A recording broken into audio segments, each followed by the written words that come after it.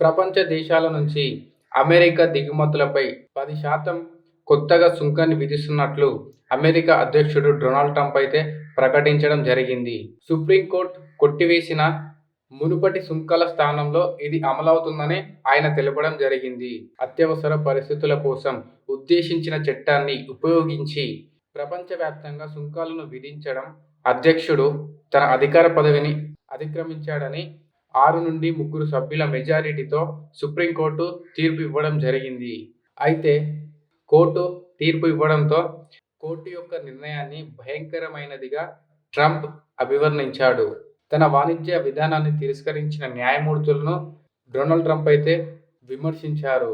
సుంకాల సవాలును చేసిన వ్యాపారులు, అమెరికా రాష్ట్రాలకు ఈ సుప్రీంకోర్టు భారీ విజయం. వారు ఇప్పుడు సుంకాల రూపంలో చెల్లించిన $1 బిలియన్ తిరిగి పొందే అవకాశం కూడా ఉంది. అయితే ఈ తీర్పు ప్రపంచ వాణిజ్యంలో కొత్త మలుపు అని కూడా అంటున్నారు. అయితే శుక్రవారం రోజు డొనాల్డ్ ట్రంప్ అయితే వైట్ హౌస్లో మాట్లాడుతూ కంపెనీలు తమ డబ్బును అంత తొందరగా తిరిగి పొందకపోవచ్చు. ఈ సమస్య అనేది చాలా సంవత్సరాలు కోర్టులో కొనసాగుతూనే ఉంటుందని ఆయన వ్యక్తం చేస్తున్నారు డొనాల్డ్ ట్రంప్. మా దగ్గర చాలా ప్రత్యామ్నాయాలు ఉన్నాయి, మంచి ప్రత్యామ్నాయాలు కూడా ఉన్నాయి. వాటి వలన మేము ఇంకా బలంగా మారుతామని అమెరికా అధ్యక్షుడు డొనాల్డ్ ట్రంప్ అయితే అంటున్నారు.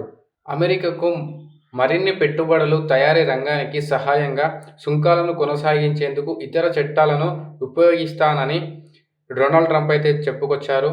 అయితే 2025 ఏప్రిల్లో లిబరేషన్ డే పేరుతో అనేక ఇతర వాణిజ్య భాగస్వాములకు సుంకాలను విస్తరించారు. దీనికోసం అంతర్జాతీయ అత్యవసర ఆర్థిక అధికార చట్టాన్ని వైట్ హౌస్ ఉపయోగించింది. ఈ చట్టం జాతీయ అత్యవసర పరిస్థితిలో వాణిజ్యాన్ని నియంత్రించడానికి అధ్యక్షుడికి మాత్రమే అనుమతి ఉంటుంది. మెక్సికో, కెనడా, చైనాలపై ట్రంప్ సుంకాలను అయితే విధించడం జరిగింది. ప్రపంచంలోని దాదాపు ప్రతి దేశం నుంచి వచ్చే వస్తువులపై ట్రంప్ గత సంవత్సరంలో ప్రకటించిన దిగుమతి పన్నులపై కోర్టులో ఇప్పటికే చాలా కేసులు అయితే నమోదయ్యాయి. అయితే అమెరికా అధ్యక్షుడు డొనాల్డ్ ట్రంప్ విధించిన సుంకాలపై ఇతర దేశాల నుంచి అయితే తీవ్ర విమర్శలు అయితే చేశారు. అమెరికా నుంచి వచ్చే వస్తువులపై అధిక పన్నులు చెల్లించాల్సి రావడంతో చాలా కంపెనీలు అయితే ఆందోళన చెందాయి. వినియోగదారుల ధరలు పెరుగుతాయనే భయాలు చాలా వరకు అయితే మొదలయ్యాయి. ఇది ఇలా కొనసాగితే కష్టం అని చెప్పేసి చాలామంది అమెరికాలో కొన్ని రాష్ట్రాలు, చిన్న చిన్న వ్యాపారులు వాళ్ళ తరపున న్యాయవాదులు సుంకాలపై గత సంవత్సరంలో సుప్రీంకోర్టులో సవాల్ చేశారన్నమాట. అధ్యక్షుడు ఉపయోగించిన చట్టంలో సుంకాలు అనే పదాన్ని ప్రస్తావించలేదని వాదించారు. పన్నులు నిర్ణయించే అధికారాన్ని కాంగ్రెస్ వదులుకోలేదని వారు చెప్పడం జరిగింది. ఇప్పటికే వాణిజ్య ఒప్పందాలు, సుంకాల నియమాలను రద్దు చేయడానికి లేదా తిరస్కరించడానికి అధ్యక్షుడికి అపరిమిత అధికారం ఇవ్వలేదని వాదించారు. అయితే అమెరికా అధ్యక్షుడు సుంకాలపై కాంగ్రెస్ అధికారం ఇవ్వాలంటే అది స్పష్టంగా కఠినమైన పరిమితులతో ఉంటుందని సుప్రీంకోర్టు ప్రధాన న్యాయమూర్తి జాన్ రాబర్ట్స్ తన అభిప్రాయాన్ని అయితే చెప్పడం జరిగింది. అయితే రిపబ్లికన్లు ఎంపిక చేసిన న్యాయమూర్తులు తమ వాణిజ్య విధానానికి వ్యతిరేకంగా ఓటు వేశారని, వారి పట్ల చాలా సిగ్గుపడుతున్నట్లు అమెరికా అధ్యక్షుడు ట్రంప్ అయితే అంటున్నారు.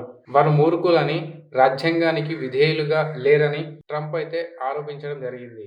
అయితే అమెరికా వ్యాపారులు సుప్రీంకోర్టు నిర్ణయాన్ని అయితే వాళ్ళు స్వాగతించారు.